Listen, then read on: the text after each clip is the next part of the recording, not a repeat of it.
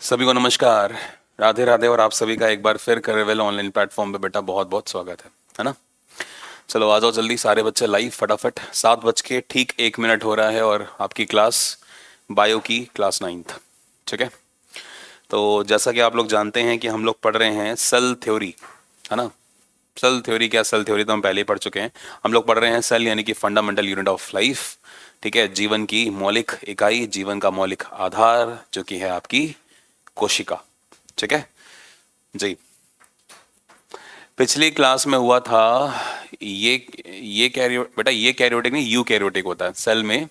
पादप कोशिका और जंतु कोशिका में डिफरेंस, हाँ वो डिफरेंस अभी हमने लिखा नहीं है, उन डिफरेंस को हमें लिखना भी है। और जो बेटा डायग्राम था वो भी प्रॉपर डायग्राम नहीं बन पाया था, मुझे याद है, तो उस डायग्राम को भी हम प्रॉपर तरीके से एक बार फिर आपके सामने रखेंगे। ठीक है। और एक डिफरेंस जो है पादप कोशिका और जंतु कोशिका में, ठीक है, उसे हम क्या करेंगे, समझने की कोशिश करेंगे। ठीक है, आइए तो हेडिंग डाल लेंगे पादप कोशिका। ठीक है, क्योंकि मैं आपको डायग्राम में बनाकर जब दिखाऊंगा तो आप बेहतर तरीके से डिफरेंसेस को समझ पाएंगे कि पादप कोशिका और जंतु कोशिका में कैसे डिफरेंसेस होते हैं, है ना। तो पादप कोशिका की बात करते हैं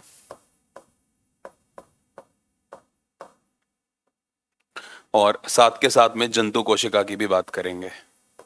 ठीक है। और याद रखेंगे ये दोनों की दोनों जो हैं वो यूकैरियोटिक सेल्स होती हैं, यानी कि इनका जो न्यूक्लियस यानी कि केंद्रक है वो बहुत ही सुव्यवस्थित होता है, वेल डेवलप्ड होता है ना। यानी कि सुव्यवस्थित और सुविकसित होता है। और न्यूक्लियस के चारों तरफ एक केंद्रक झिल्ली यानी कि केंद्रक के चारों तरफ एक केंद्रक झिल्ली पाई जाती है, जो कि केंद्रक को, ठीक है, सुव्यवस्थित और सुनियमित होने में क्या करती है, मदद करती है। ठीक है, या कह लीजिए सुविकसित होने में मदद करती है। इसके अलावा राइबोसोम्स वगैरह प्रेजेंट होते हैं, जिनको आप एटीएस नाम के राइबोसोम से समझते हैं, है ना। और इसके बाद अगर मैं बात करूं तो डीएनए जो आप देख रहे हो, डीएनए जिसको आप डीऑक्सी राइबो न्यूक्लिक एसिड के नाम से जानते हैं, बाद में पढ़ेंगे सब कुछ धीरे धीरे कि कौन सा ऑर्गन क्या होता है, हर एक को हमें पढ़ना है। तो वो भी आपके न्यूक्लियस में पाए जाते हैं। तो बहुत सारी बातें हमने करी थी। तो आप सभी बच्चे जो नए हैं वो एक बार पुरानी क्लासेस को जाकर जरूर देखें और आपको अच्छे से समझ में आएंगी। ठीक है, बाकी अगर कोई डाउट होता है तो पूछ सकते हैं। तो पादप कोशिका और जंतु कोशिका में जो डिफरेंसेस हैं उनके बारे में बात कर लेते हैं। ठीक है।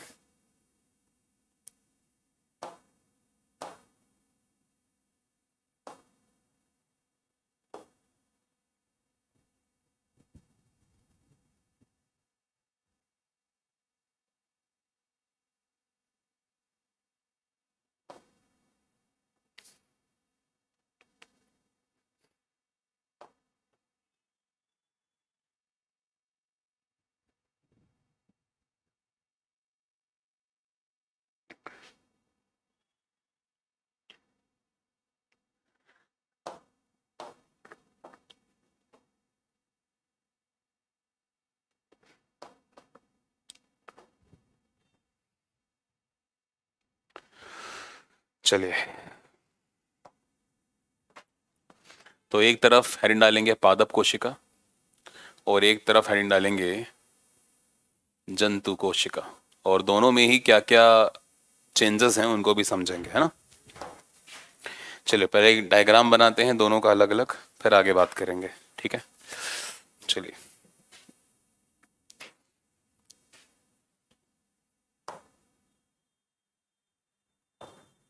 बहुत ध्यान से बनाएंगे डायग्राम को, है ना।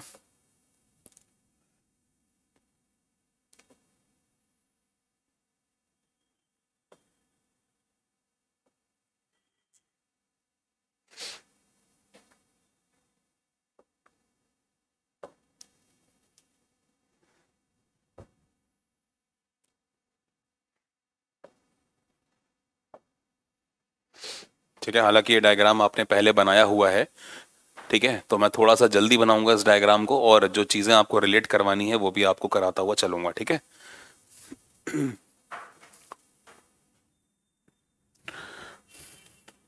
लाइसोसोम्स का काम होता है सुसाइडल बैग की तरह ये काम करते हैं, है ना। जब कई सारे ऐसे एंजाइम्स जो आपके सेल के अंदर जब प्रेशर जो होता है वो बढ़ जाता है तो ये लाइसोसोम्स फट जाते हैं ना। और ये लाइसोसोम्स खुद फट के सेल को भी क्या कर देते हैं, मार देते हैं। और ये तब फटते हैं जब सेल को मरना होता है ना। सेल की जब लाइफ कंप्लीट हो जाती है तो ये लाइसोसोम्स है जो उसको मारने का काम करते हैं। बाद में पढ़ेंगे कैसे कैसे क्या होती हैं, सारी बातें करेंगे, डोंट वरी, है ना। थोड़ा सा टाइम दो, समझो पहले चीज़ों को ना, वो ज़रूरी है।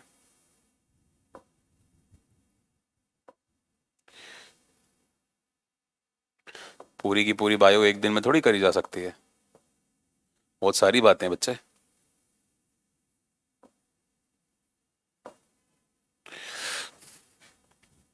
तो जिस तरह से आप ये देख रहे हैं, ये जो आप है ये सेल का एक बाहरी हिस्सा है, और इस सेल के बाहरी हिस्से को हम नाम देते हैं कोशिका भित्ति। क्योंकि आप देख रहे हैं ये प्लांट सेल है, और पादप कोशिका का जो सबसे आउटर मोस्ट कवरिंग है उसे नाम ही दिया जाता है कोशिका भित्ति। तो ये बच्चे कोशिका भित्ति है, ये क्या है, दिस इज सेल वॉल, कोशिका भित्ति है बच्चे ये। ठीक है, पादप कोशिका की कोशिका भित्ति है। लेकिन यहाँ पर एज सच कोई कोशिका भित्ति नहीं पाई जाती है, आपको ये बात पता है। ठीक है, तो ये पादप कोशिका में ये चीज हो गई, लेकिन यहाँ पर कोई भी एज सच कोशिका भित्ति नहीं होती जंतु कोशिका में, है ना। तो पहला पॉइंट ही क्या हो गया, बताइए, पहला पॉइंट ही क्या हो गया। तो इस बात को भी लिख लें, है ना, इस बात को भी लिख लें।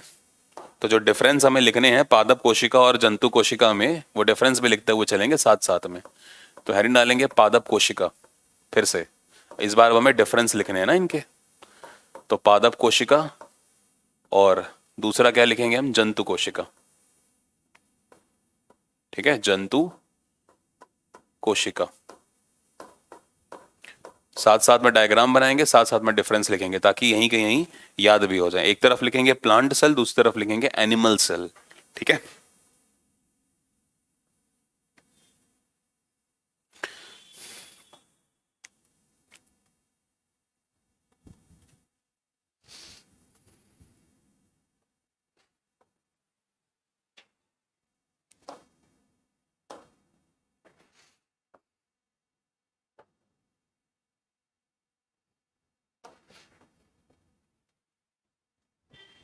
चलिए ठीक है। तो पहला पॉइंट जो आपको यहाँ पे लिखना है, बात करते हैं उसके बारे में।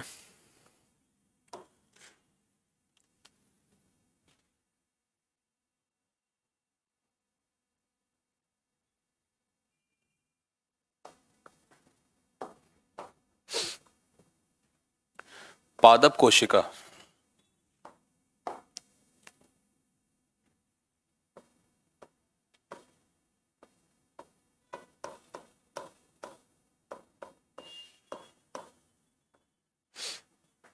पादप कोशिका का बाहरी हिस्सा, थोड़ा छोटा करके लिखता हूं वरना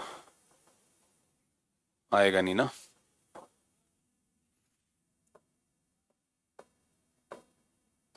पादप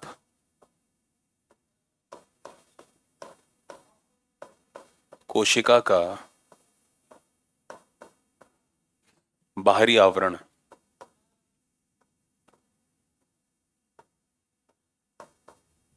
पादप कोशिका का बाहरी आवरण कोशिका भित्ति का बना होता है। किसका बना होता है, कोशिका भित्ति।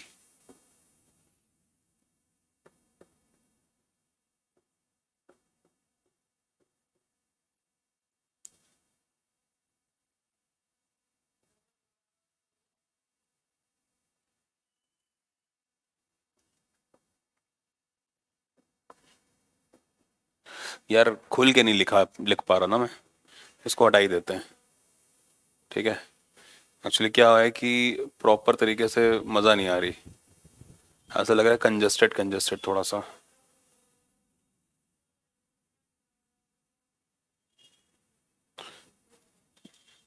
पहला पॉइंट,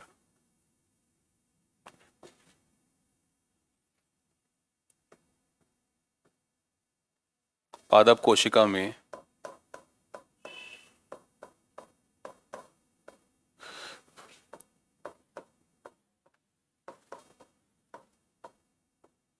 पादप कोशिका का बाहरी आवरण कोशिका भित्ति का बना होता है।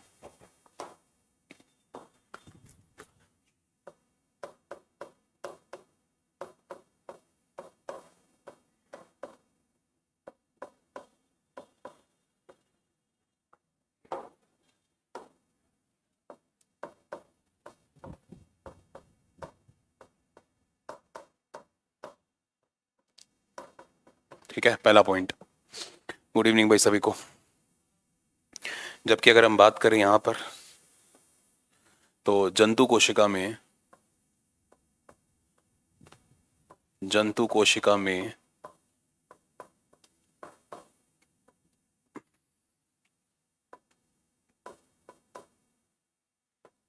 कोशिका भित्ति अनुपस्थित होती है, होती ही नहीं है, अनुपस्थित।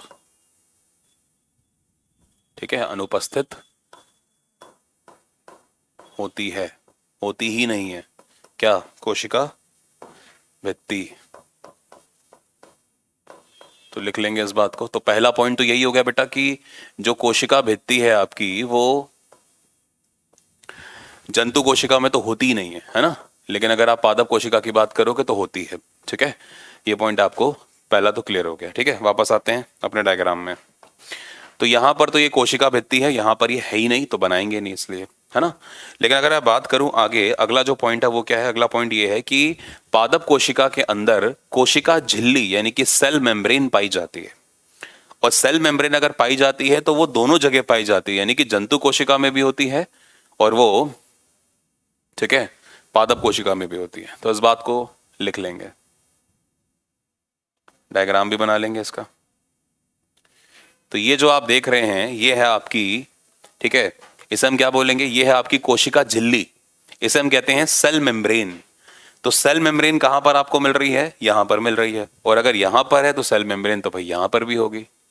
ठीक है, देख रहे हैं?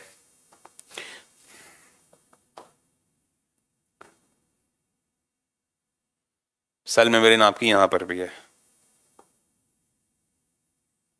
अभी ठीक, यहां तक किसी को कोई डाउट? एक बार फटाफट यस करिए बच्चों, यहां तक किसी बच्चे को कोई डाउट है कि भाई ये कैसे हो रहा है, क्या हो रहा है? कोई डाउट किसी बच्चे को तो प्लीज पूछो।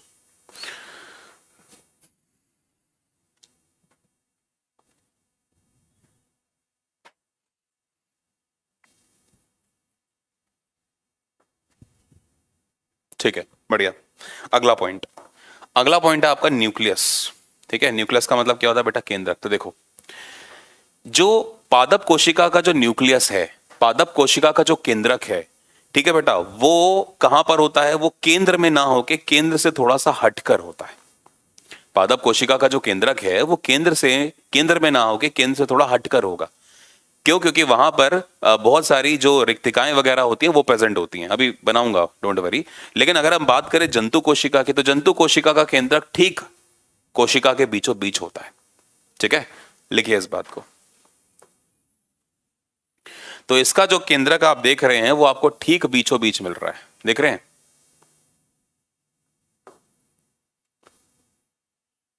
तो ये है न्यूक्लियस जो कि ठीक सेंटर में है, कोई दिक्कत नहीं।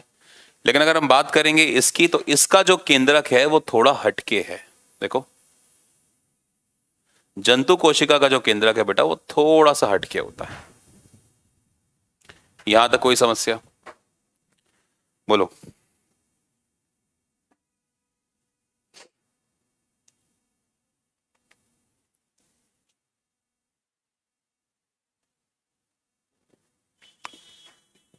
नहीं है? लिख लें इस बात को, आइए।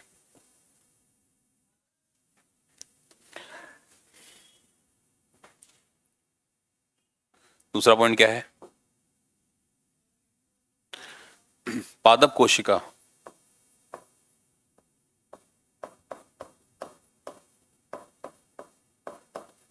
पादप कोशिका का केंद्रक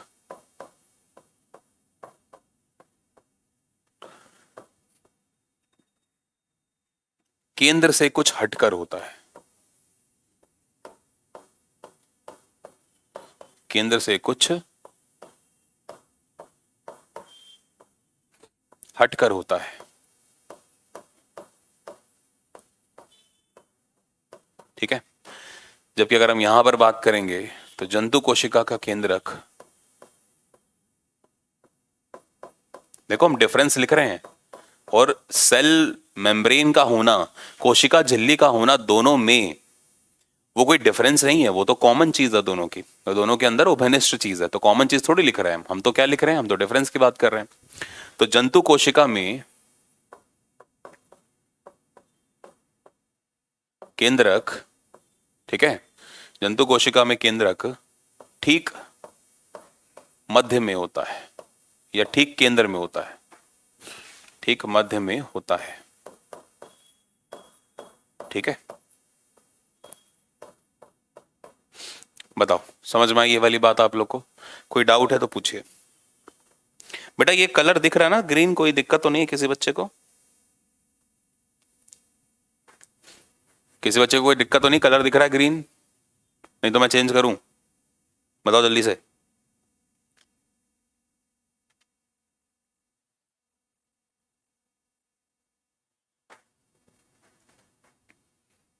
ठीक है, अब देखो, जो केंद्रक था वो अगर बीचों बीच नहीं है, अगर जो केंद्रक था वो बीचों बीच नहीं है, तो फिर ऐसा क्या हो गया कि केंद्रक साइड में चला गया? तो फिर बीच में क्या है?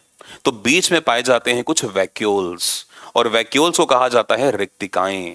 क्या कहते हैं? रिक्तिकाएं। तो लिखेंगे इस बात को, बनाते हैं पहले कि जो आप ये देख रहे हैं, जो आपकी पादप कोशिका है, पादप कोशिका के सेंटर के पास वैक्यूल्स होते हैं बड़े बड़े, ठीक है।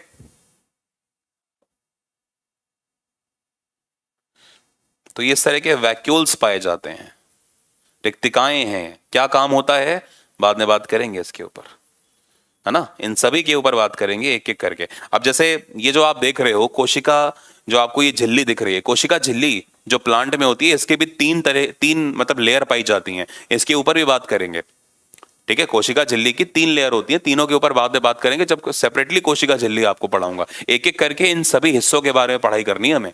कोशिका झिल्ली क्या होती है, कोशिका जो है भित्ति क्या होती है, कोशिका भित्ति के तीन तीन लेयर होते हैं, ठीक है, उसके ऊपर बात करेंगे। फिर केंद्रक क्या होता है, उसके बाद आपके ये रिक्तिकाएं क्या होती हैं, लाइसोसोम्स क्या हैं, गोल्जी बॉडी क्या है, माइटोकॉन्ड्रिया क्या है ना, सेंट्रोसोम्स, तारक काय क्या है, सबके ऊपर बात करेंगे एक एक करके, ठीक है। अभी तो सिर्फ डायग्राम समझ रहे हो आप, ठीक। तो ये कुछ रिक्तिकाएं, वैक्यूल्स जो हैं वो यहाँ पर पाई जाती हैं, और ये कुछ थोड़ी बड़ी होती हैं, ठीक है। रिक्तिकाएं जो हैं वो थोड़ी बड़ी होती हैं, इस बात को ध्यान दें, ठीक है। लेकिन जंतु कोशिकाओं में जो रिक्तिकाएं हैं वो छोटी छोटी पाई जाती हैं, छोटी छोटी, ठीक है,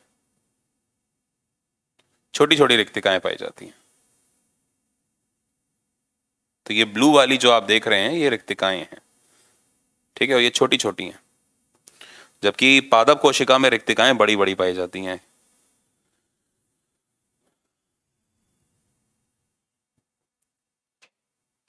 ठीक है, तो कुछ इस तरह से।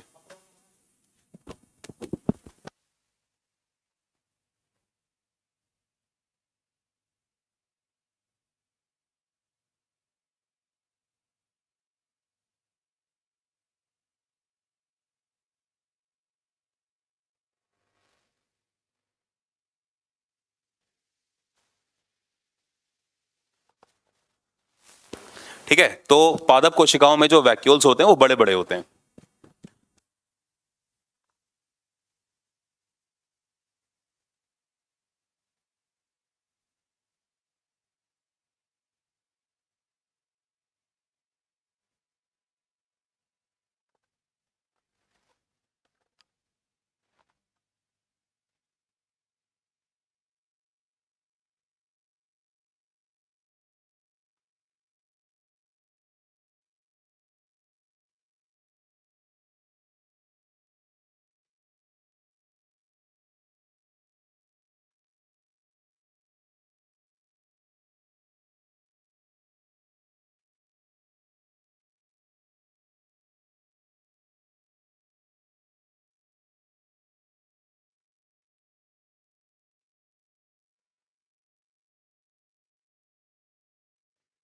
हाँ बेटा, सॉरी वो, हाँ, चलो आगे बढ़ते हैं। तो ये वैक्यूल्स होकर, यहाँ पे वैक्यूल्स छोटे छोटे पाए जाते हैं, ठीक है।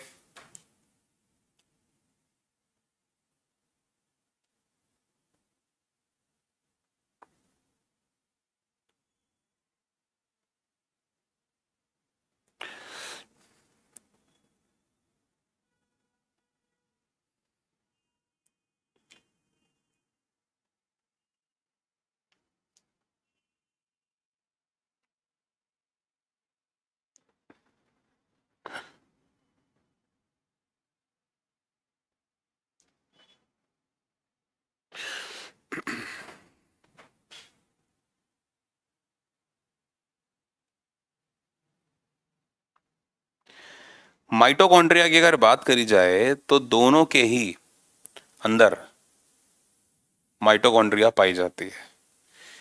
अब आप ये कहोगे, है ना, माइटोकॉन्ड्रिया की अगर बात करी जाए तो आप कहोगे सर दोनों के अंदर पाई जाती है माइटोकॉन्ड्रिया, है ना।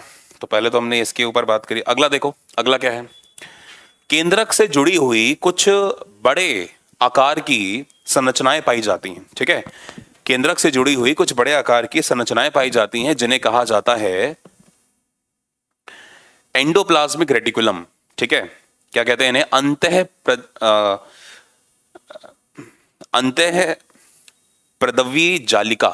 ठीक है, थोड़ा कठिन नाम होता है हिंदी में, बट कोई बात नहीं। एंडोप्लाज्मिक रेटिकुलम कहते हैं इंग्लिश में। ठीक है, और ये भी दो तरह की होती हैं, एक होती हैं जो न्यूक्लियस से जुड़ी हुई हैं और एक होती हैं जो कोशिका झिल्ली से जुड़ी हुई हैं। ठीक है, अंतःप्रदवीय जालिका यानी कि एंडोप्लाज्मिक रेटिकुलम। तो देखिए कैसी हैं ये, दिखती कैसे हैं, उसके ऊपर बात करते हैं।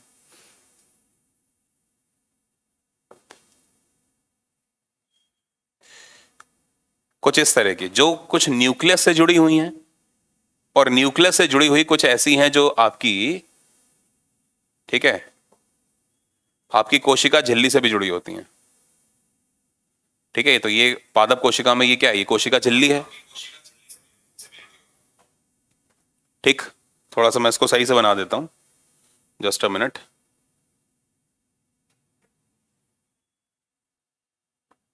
कुछ इस तरह की होती हैं ये संरचनाएं।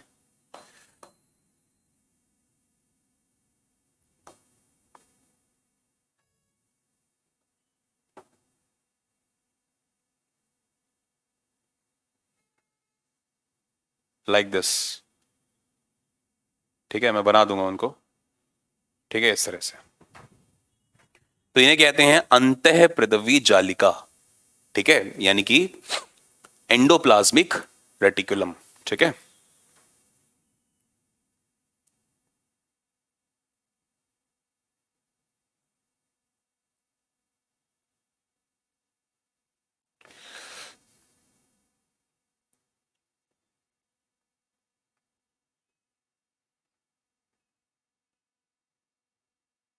क्या काम होगा बाद में बात करेंगे। और कुछ न्यूक्लियस से जुड़ी हैं और कुछ देखिए कोशिका झिल्ली से जुड़ी हैं। अब इसमें से कौन सी एंडोप्लाज्मिक रेटिकुलम में रफ है, कौन सी स्मूथ है ना, इनके ऊपर भी बाद में बात होगी जब इनको पढ़ रहे होंगे सेपरेटली। ठीक है,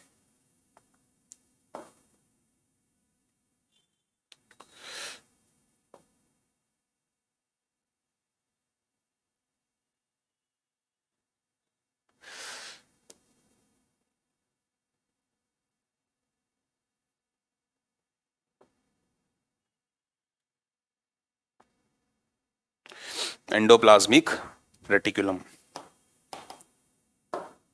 नाम बाद में लिखना सबके। ठीक है, लिखवा दूंगा।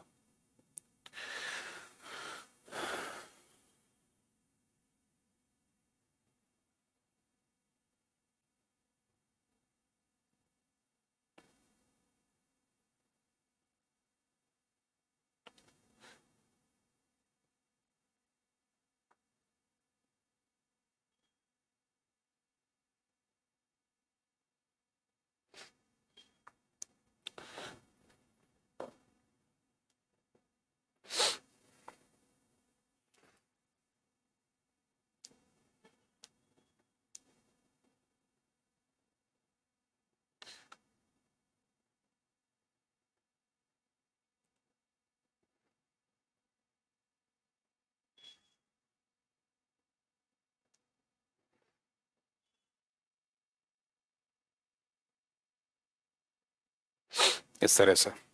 तो देखिए कुछ केंद्रक से जुड़ी हुई हैं और कुछ आपकी कोशिका झिल्ली से जुड़ी हुई। ठीक है, बात करेंगे इसके ऊपर धीरे धीरे करके कि ऐसा है तो ऐसा क्यों है, उसके पीछे भी कारण है ना। धीरे धीरे करके आपको ये बातें समझ में आएंगी।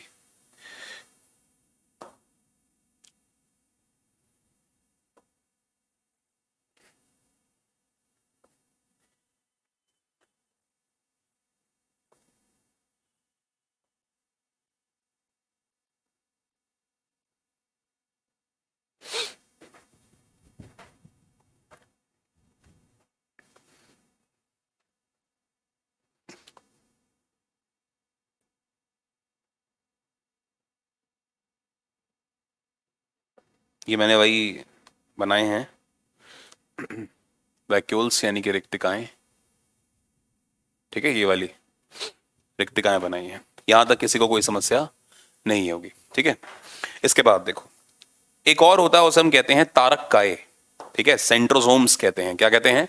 सेंट्रोसोम्स। ये सेंट्रोसोम्स नाम के, यानी कि तारक काय नाम के जो कोशिकांग हैं, ये सेल को डिवाइड करने में, यानी कि कोशिका के विभाजन में मदद करते हैं। ठीक है, और ये न्यूक्लियस के पास पाए जाते हैं, और ये सिर्फ और सिर्फ जंतु कोशिका में पाए जाते हैं, लेकिन पादप कोशिका में ये आपको नहीं मिलते। ठीक है, तो नाम क्या है? नाम है इनका तारक काय। ठीक है, यानी कि सेंट्रोसोम्स। और क्योंकि जंतु कोशिका में है, तो मैं सिर्फ जंतु कोशिका में ड्रॉ करूंगा, मैं यहां पर ड्रॉ नहीं करूंगा। बेटा डिफरेंसेस फिर एक साथ लिख लेंगे, है ना। अभी फिर क्योंकि फिर डायग्राम है, डायग्राम के ऊपर फिर अच्छे से मैं कोशिश कर रहा हूं कि डायग्राम भी बना दूं आपके सामने। ठीक है, तो लिखते हैं इस बात को कि मुझे बताओ ये कलर दिख रहा है? पहले तो ये जल्दी से बताओ, क्या आप लोगों को ये कलर दिख रहा है? ये हरा रंग का कलर दिख रहा है आप लोगों को? नहीं दिख रहा? चलो, नहीं दिख रहा तो कोई बात नहीं। ठीक है, अभी दिख रहा है? ये इस तरह से तारक का है। अभी दिख रहा है? एक बार जल्दी से बताओ। ये अभी भी नहीं दिख रहा? अभी भी नहीं दिख रहा? तो नए रंग ही लाने पड़ेंगे भाई। इन्हें कहा जाता है सेंट्रोसोम्स, और ये न्यूक्लियस के पास होते हैं, जो सेल को डिवाइड करने में आपकी मदद करेंगे। अब तो दिख रहा होगा ना क्या दिक्कत है? ये तारक काय हैं, और ये तारक काय यहां पर नहीं है। और अगर यहां तारक काय नहीं है, तो सवाल ये उठता है, तो फिर पादप कोशिका क्या विभाजित नहीं होती? क्या पादप कोशिका में सेल डिवीजन नहीं होता? अब ये क्वेश्चन पूछा रहेगा आपसे। तो ऐसी कंडीशन में आपको कहूंगा कि नहीं होता है।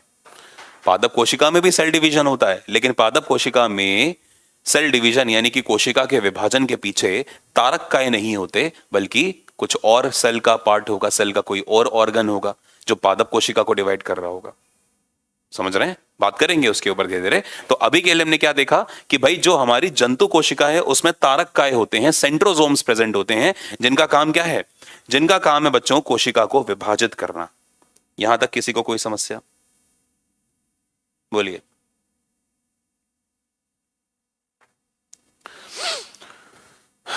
नहीं है।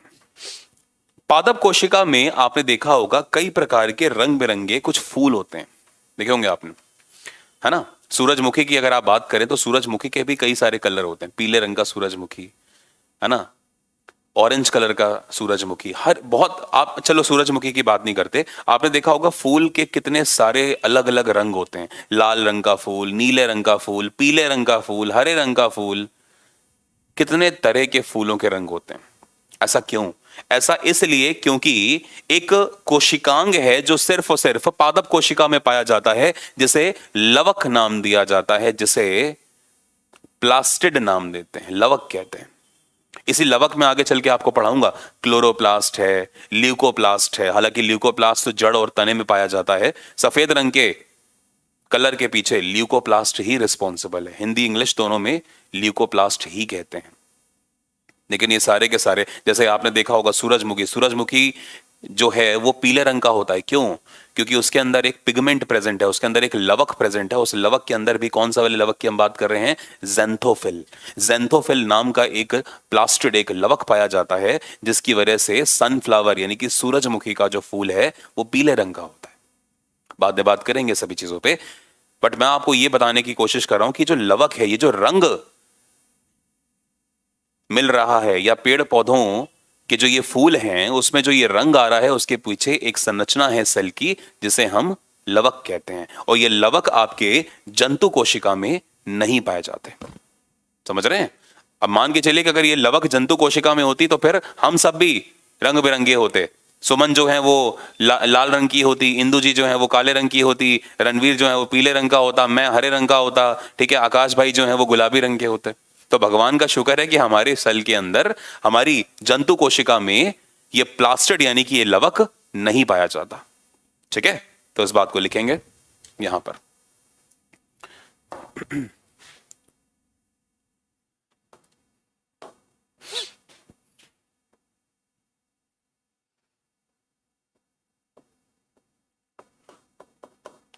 ठीक, तो ये लवक जो आप देख रहे हो ये सिर्फ कहाँ पे मिलेगा आपको, ये लवक आपको सिर्फ मिलेगा यहाँ पर, ठीक है, पादप कोशिका में। तो ये भी डिफरेंस है कि पादप कोशिका में लवक तो पाया जाता है, लेकिन जंतु कोशिका में लवक नहीं पाया जाता। तो इस बात को भी आपको लिखना पड़ेगा, ये लवक है, ये क्या है, ये लवक है, ठीक है।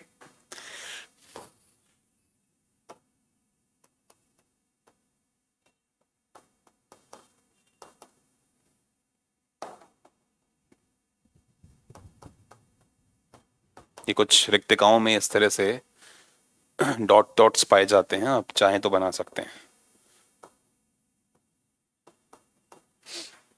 ठीक है। तो ये यहाँ पे नहीं मिलेगा, है ना, क्लियर हो गया। तो ये कुछ बेसिक से डिफरेंसेस हैं जो आपको दिख रहे हैं यहाँ पे। साइटोप्लाज्म यहाँ पर भी है, साइटोप्लाज्म यहाँ पर भी है, बाकी फिर हम बाद में बात करेंगे, ठीक है। यहाँ तक किसी को कोई समस्या? देखो कोई भी प्लांट हो सुमन, ठीक है, वो सन की तरफ बेटा जाएगा ही जाएगा, क्योंकि वो सारे के सारे प्लांट जो फोटोसिंथेसिस करते हैं वो अपने आप ही सन की तरफ मुड़ जाएंगे। आप खुद देखिएगा, आप अपने घर के बाहर एक एक गमला रखिएगा, उस गमले में पेड़ लगेगा, पौधा लगेगा। तो जब वो पौधा लगेगा तो जिस तरफ से सूर्य की किरणें आ रही होंगी वो पौधा अपने आप ही कुछ समय बाद उसकी तरफ मुड़ जाएगा। आप खुद देखोगे इस बात को, अपने आप मुड़ जाता है, क्योंकि पौधे के अंदर भी तो जान है, उसको पता है ये चीज कि मुझे इस तरफ मुड़ना है, कि मुझे अगर मैं इस तरफ मुड़ूंगा तो प्रकाश संश्लेषण ज्यादा अच्छे से होगा, इसलिए ऐसा होता है। अभी क्लियर ऐसा क्यों होता है?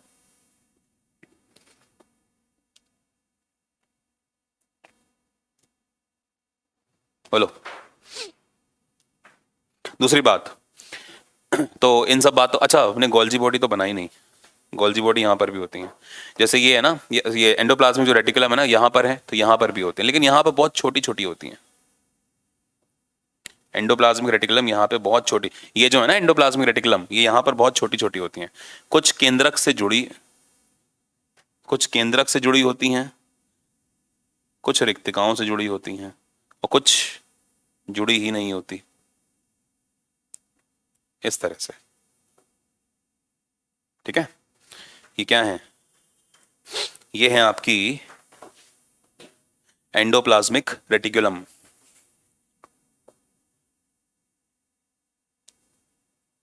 ठीक है। ये जो आप देख रहे हो ना, यहां पर सुविकसित अंतःप्रदवी जालिकाएं आपको दिख रही हैं, लेकिन यहां पर ऐसा नहीं होता, यहां पर बहुत छोटी छोटी होती हैं, ठीक है। आगे चल के पढ़ाऊंगा आपको इनका क्या क्या काम है, एक एक का काम देखेंगे, सीखेंगे एक एक का काम।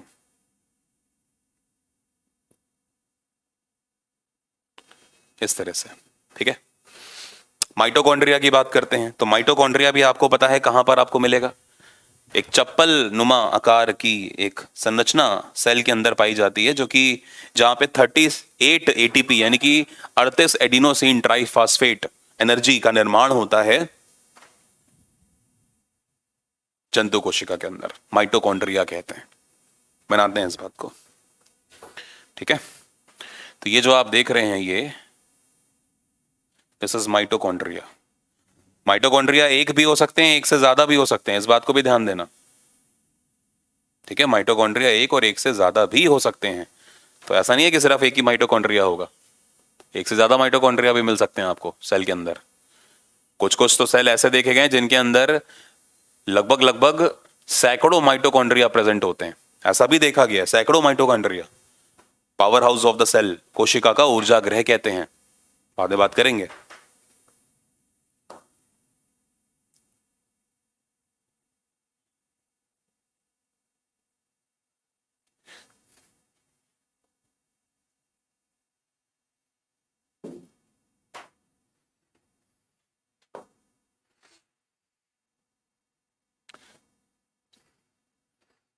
माइटोकॉन्ड्रिया में दो मेम्ब्रेन पाई जाती हैं, और जो अंदर ये मटेरियल जो भरा हुआ है इसे मैट्रिक्स नाम दिया जाता है, और जो ऊपर वाली लेयर है उसको क्रिस्टे नाम दिया जाता है, बाद में पढ़ेंगे इसे, ठीक है। 3-4 वैज्ञानिक हैं जिन्होंने माइटोकॉन्ड्रिया की खोज, मतलब माइटोकॉन्ड्रिया के बारे में काम किया है, उनके ऊपर भी बात करेंगे कि वो साइंटिस्ट कौन कौन से हैं, है ना। बट रिचर्ड ऑल्टमैन को माना जाता है कि उन्होंने माइटोकॉन्ड्रिया के ऊपर बात ज्यादा करी है, इसलिए रिचर्ड ऑल्टमैन को ही मान लेते हैं कि माइटोकॉन्ड्रिया के खोज करता है। बट 4 साइंटिस्ट हैं, बाद में बात करेंगे। ठीक है, माइटोकॉन्ड्रिया नाम किसने दिया, सब कुछ हम बात करेंगे। ठीक है, इसके ऊपर भी।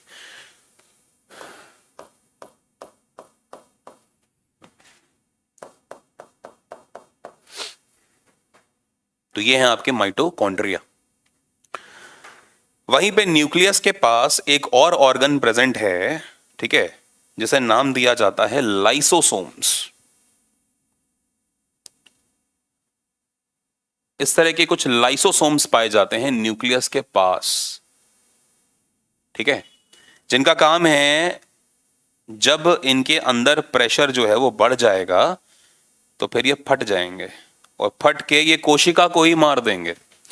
जो सेल है जिसके अंदर ये बैठे हुए हैं उसको ही मार देंगे। नाम लिखूंगा, सबके नाम लिखूंगा, डोंट वरी। ठीक है, ऐसे ऐसे करके लिखूंगा ताकि तुमको याद हो जाए। तो यहां पे कुछ ऐसे लाइसोसोम्स भी पाए जाते हैं, लेकिन ये यहां पर नहीं होते लाइसोसोम्स। यहां पादप कोशिका में आपको लाइसोसोम्स नहीं मिलेंगे। ठीक है, जंतु कोशिका में तो मिलेंगे, पादप कोशिका में आपको लाइसोसोम्स नहीं मिलेंगे। लिखते हैं, बना लो इस बात को। तो ये लाइसोसोम्स हैं जो आपको ये छोटे छोटे दिख रहे हैं ना, ये लाइसोसोम्स हैं। और ये जंतु कोशिका पादप कोशिका में डिफरेंस आपको जरूर आएगा। ठीक है, जरूर पूछा जाता है ये। ठीक है, इस तरह से यहां नहीं पाए जाते। सर नोट्स मिलेगा? हाँ बिल्कुल मिलते तो हैं, सारे के सारे नोट्स मिलते हैं बेटा। सारे के सारी जो चीजें होती हैं अपलोड होती हैं फाइल के ऊपर। ठीक है, आगे।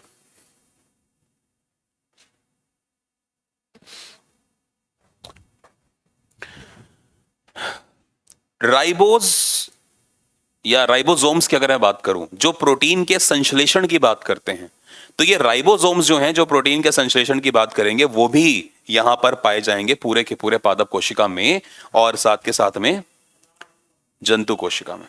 ठीक है, राइबोसोम्स प्रोटीन का संश्लेषण, प्रोटीन का निर्माण करना, प्रोटीन की फैक्ट्री, कोशिका के सभी अंग अच्छे से काम कर सकें, कोशिका के सभी अंग प्रॉपर डेवलप हो पाए। जिस तरह से आपकी बॉडी डेवलप अगर हो रही है, आपकी ये मसल्स वगैरह अगर सब बन रहे हैं, तो क्यों बन रहे हैं? प्रोटीन की वजह से। तो ऐसे ही जंतु कोशिका और पादप कोशिका के सभी कोशिका के अंग सुव्यवस्थित तरीके से काम करें, इसके लिए उनका सुव्यवस्थित तरीके से बनना जरूरी है। और जब वो बन जाएंगे तभी क्या होगा? तभी कोशिका अच्छे से, कोशिका के अंग काम कर पाएंगे। इसलिए राइबोसोम्स का होना बहुत जरूरी है। प्रोटीन जब तक नहीं आएगा राइबोसोम्स के पास, तब तक कैसे काम चलेगा?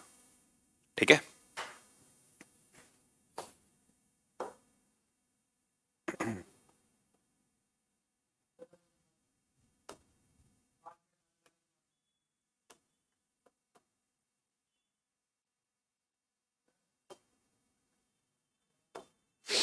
राइबोसोम्स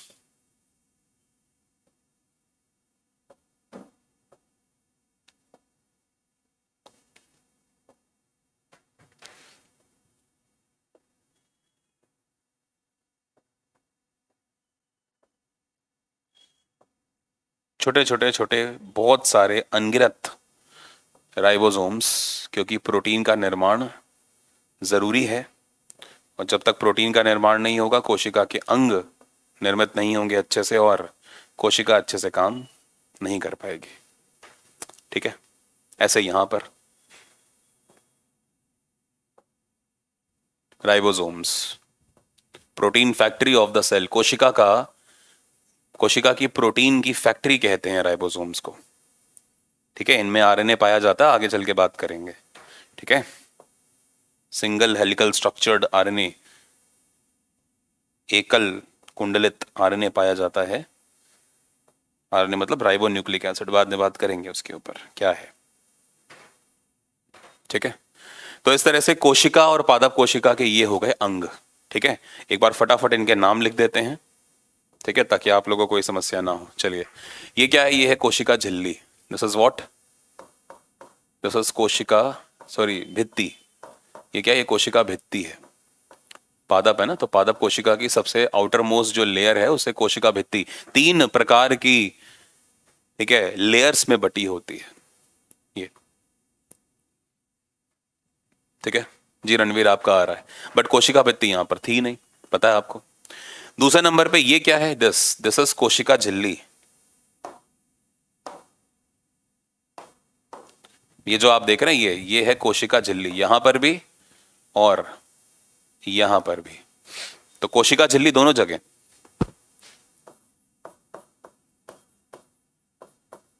सेल मेम्ब्रेन कहते हैं। तो जो कोशिका झिल्ली है वो दोनों जगह पाई जा रही है, देख रहे हैं, दोनों जगह। इसके बाद केंद्रक, ये जो आप देख रहे हैं ये है केंद्रक, दोनों जगह है, बट एक में हट के है थोड़ा सा, एक में ठीक सेंटर में है। तो ये क्या है, ये केंद्रक है, दिस इज केंद्रक। ठीक है, केंद्रक हो गया।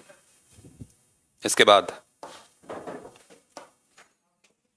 राइबोसोम्स, दोनों में है।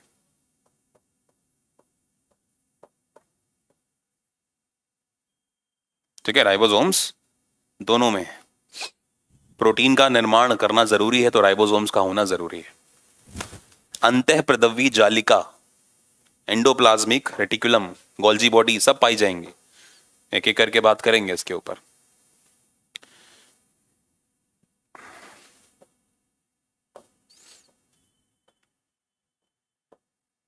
अंतः प्रदवी जालिका, एंडोप्लाज्मिक रेटिकुलम, दो होती हैं, एक रफ और एक स्मूथ। एक का काम है फैट और एक का काम है प्रोटीन का, ठीक है, अरेंजमेंट करना, सिंथेसिस करना, बाद में बात करेंगे। ठीक है, अंतःप्रदवी जालिका।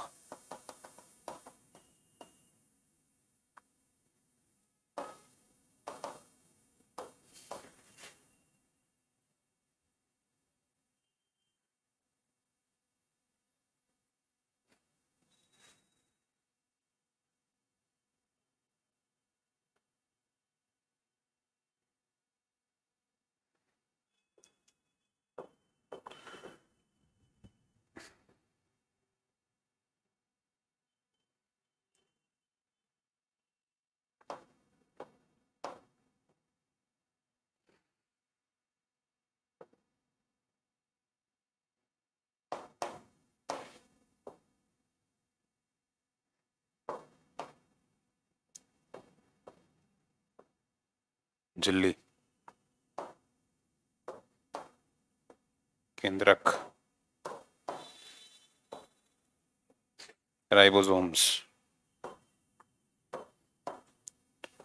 अंतःप्रदवी जालिका। एक में सुविकसित है, ज्यादा बड़ी है, एक में छोटी है। तो ये जो आप देख रहे हो ये,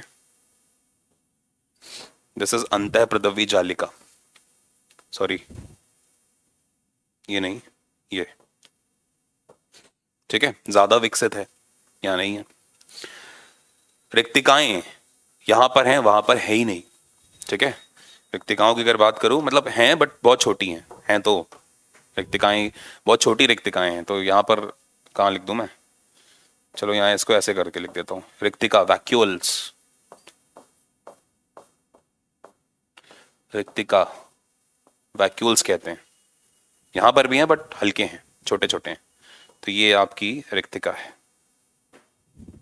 ठीक है, तारक का है, यहां पर है। तारक का मैंने बनाया था ना कि नहीं बनाया था, हाँ यहाँ बनाया, ये रहे। तारक का यहां पर तो है लेकिन यहां नहीं है, ये देखो, तारक का यहां पर तो है। ये क्या है, this is what, this is तारक का है, सेंट्रोसोम्स। सेल के डिवीजन के पीछे तारक का ही रिस्पॉन्सिबल है, समझ रहे हैं, तारक का है।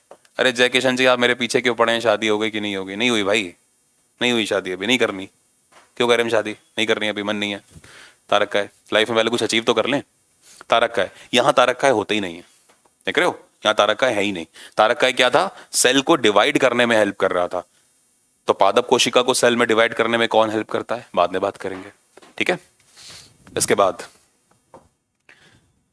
लवक, ये क्या है, दिस इज लवक, प्लास्टिड, रंग के लिए रिस्पॉन्सिबल है, ठीक है। अलग अलग फूलों के अलग अलग रंग आपने देखे, कोई फूल पीला, कोई गुलाबी, कोई ऑरेंज, कोई लाल, कोई हरा, कोई नीला, सभी के पीछे प्लास्टिड पादप कोशिका का एक महत्वपूर्ण गुण है, जंतु कोशिका में नहीं पाया जाता। अगर यहां होता तो हम सभी रंग बिरंगे होते। हमारे खुद की फैमिली में अगर 10 लोग तो 10 के 10 अलग अलग रंग के, सोचो, ठीक है। तो प्लास्टिड हमारे पास, लवक हमारे पास नहीं है, जंतु कोशिका में नहीं है। माइटोकॉन्ड्रिया, पावर हाउस कोशिका का ऊर्जा ग्रह कहते हैं। This is what, this is mitochondria. English Hindi दोनों में सेम ही लिखोगे आप, माइटोकॉन्ड्रिया, ठीक है। तो इस तरह से माइटोकॉन्ड्रिया भी हो गया। तो ये कुछ बेसिक चीजें हैं जो आपको दिख रही हैं मेरे ख्याल से। किसी को कोई समस्या तो नहीं है, एक बार बता दो।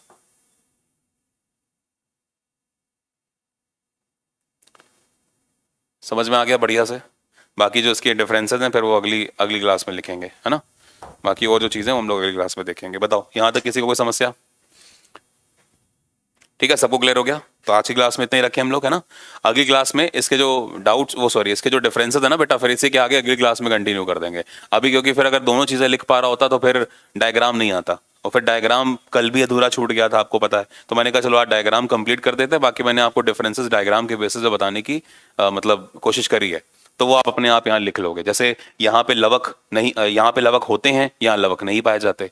यहाँ पे तारककाय पाए जाते हैं, यहाँ तारककाय नहीं पाए जाते। यहाँ पर जो अंतःप्रदवी जालिका हैं, ठीक है, वो छोटी छोटी होती हैं, यहाँ पे ज्यादा बड़ी होती हैं। यहाँ पे रिक्तिकाएं बड़ी होती हैं, यहाँ पे रिक्तिकाएं छोटी होती हैं, है ना। तो इस तरह से बेसिक डिफरेंसेस हैं, अगली क्लास में कर लेंगे, जब भी होगी अगली क्लास।